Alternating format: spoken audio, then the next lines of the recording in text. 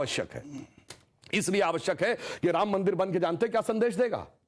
दुनिया का इतिहास भरा पड़ा है कि भाई भाई की गर्दन काट के गद्दी पे बैठा, बेटा बाप को मार के गद्दी पे बैठा। यह दुनिया को यह संदेश देगा कि एक ऐसा भी महापुरुष है, एक ऐसे भी भगवान है, एक ऐसी महान संस्कृति है जहां पिता के एक वचन के लिए संपूर्ण राज्य छोड़कर बेटा जंगल में चला जाता है। जहां जिसको राज मिलने वाला होता है वो खड़ाऊ रख के शासन करने लगता है, दूसरा भाई जंगल में चला जाता है। यह संदेश देगा। और दूसरा संदेश जानते क्या देगा? आज दुनिया में देखिए क्या है, रशिया ने यूक्रेन पर अटैक किया हुआ है, हमास ने इजराइल पर अटैक किया हुआ है, चाइना ने पहले तिब्बत को एक्वायर किया, अब ताइवान के ऊपर नजर है, कुवैत को इराक ने कैप्चर कर लिया। एनेक्सेशन, सब्जुगेशन एंड डोमिनेशन, पूरी दुनिया में कॉन्फ्लिक्ट है। भगवान राम ने क्या संदेश दिया? जब लंका को जीता, क्या एनेक्सेशन किया, अपने राज्य में लाया? नहीं। उसका सब्जुगेशन किया, कोई अपना डिप्यूटी अपॉइंट किया? नहीं। उसका कोई डोमिनेशन किया कि कोई उससे ट्रीटी रिक्वायर्ड? नहीं। कहा भाई अपने अपने धर्म का पालन करो, बस हम इतने ही में करते हैं। तो पूरी दुनिया को जियो पॉलिटिकल संदेश अगर कोई देगा तो वो ये देंगे। और मैं एक बात और कहना चाहता हूं, जो आपने कहा राम शब्द का अर्थ जानते क्या है? रम धातु से बना है। जैसे आपने हिंदी में और संस्कृत में शब्द सुना होगा रमणीक स्थान, रमता जोगी, यानी जिसमें चीज सेटल हो। राम शब्द का संस्कृत में अर्थ है रमन्ते इति रामः, अर्थात वह एलिमेंट जिसमें संपूर्ण संसार सेटल्ड है। और वो एलिमेंट का संघर्ष किससे है? दशानन से, 10 मुख वाले रावण से, उसकी 10 इंद्रियों की बहिर्मुखी पिपासा से। और राम उत्पन्न कैसे होंगे? राम के पिता क्या नाम है? दशरथ।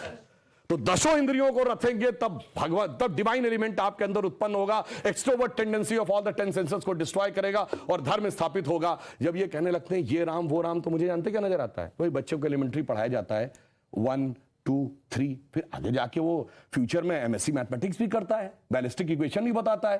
पर ये कहेंगे नहीं वो बैलिस्टिक इक्वेशन है तो फिर तो 1 2 नहीं पढ़ाना चाहिए, क्योंकि वो तो अलग है। मैं पहले भी उदाहरण दे चुका हूं। 4 - 3 = 1 होता है। आप सब ने जब क्लास 2nd 3rd में एडिशन सब्ट्रैक्शन सीखा, अगर आप 3 - 4 करते टीचर डांट देती थी। बेवकूफ ये नहीं पता कि 3 - 4 नहीं हो सकता, पर 3 - 4 होता है -1। ये बताएंगे -1 का स्क्वायर रूट होता आई, जो सारी बैलिस्टिक इक्वेशंस का मेन अंग।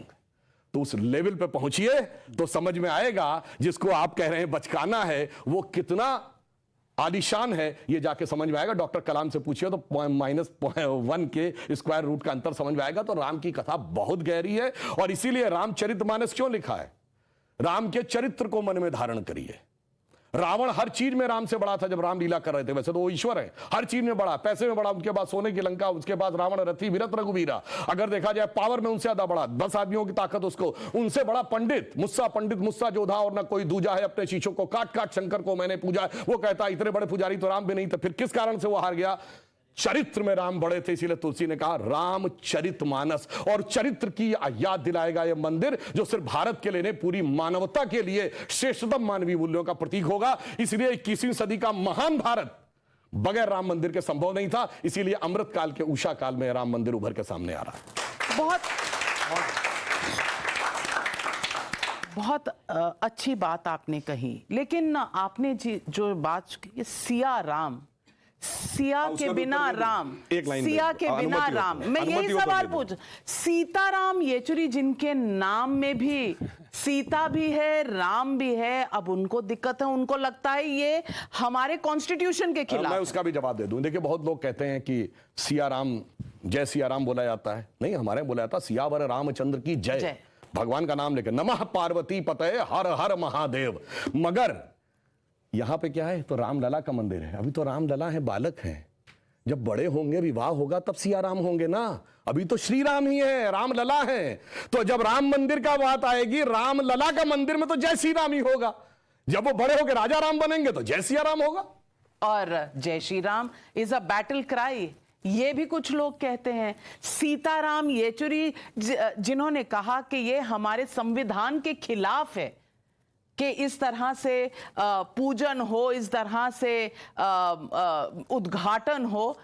भाई निमंत्रण आता तो दिक्कत, नहीं आता तो दिक्कत, दोनों तरफ मोदी की दिक्कत। गुस्सा राम पर क्यों? नविका जी, मैं तो मर्यादा पुरुषोत्तम राम का उपासक हूं। मेरा नाम ही पवन कुमार है। तो मैं तो उनके साथ ही हूं। पर कभी कभी मुझे सुधांशु जी की बात से लगता है कि संविधान को हटा देना चाहिए।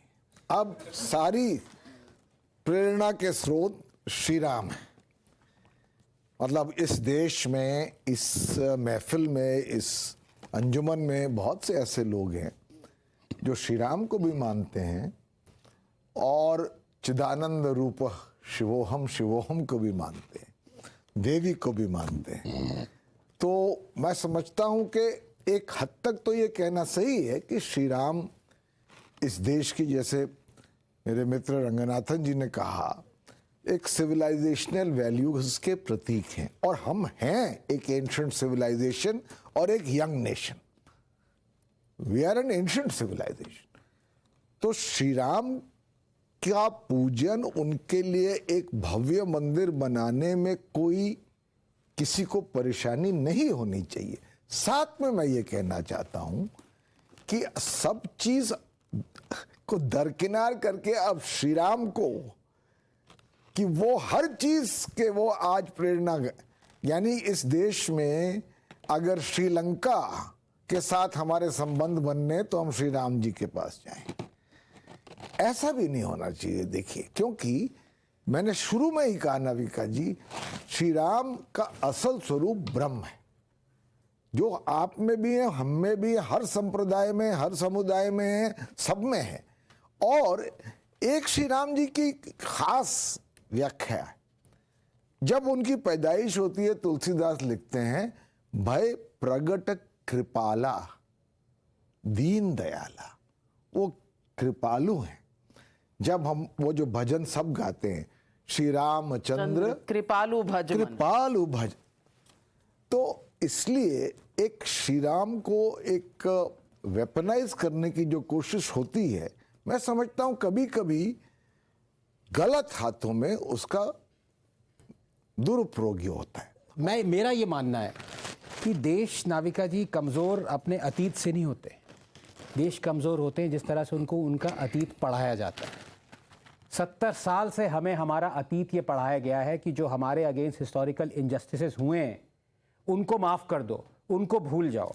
मैं बार बार, जैसे पवन जी ने बात करी कि सुधांशु जी जो चाहते हैं कि कॉन्स्टिट्यूशन हट जाए, राम राज्य आ जाए। कॉन्स्टिट्यूशन के पन्नों पे जहाँ पे फ्रीडम ऑफ स्पीच है, आर्टिकल है, उस पे एक इंस्क्रिप्शन है, इमेज है, लॉर्ड राम सीता मैया के साथ और लक्ष्मण जी के साथ अयोध्या वापस लौट रहे हैं। कॉन्स्टिट्यूशन में इमेज है। और ये आप किस राम राज्य की बात करते हैं? राम राज्य का मतलब मैं जानता हूं जिस तरह से जस्टिस दिया गया हर किसी को, इतने एक्सट्रीम तक जस्टिस चला गया कि अपनी वाइफ को भी उन्होंने नकार दिया और जो कुछ कह रहा था उनके अगेंस्ट उसको जस्टिस देने का मतलब एब्सोल्यूट एक्सट्रीम।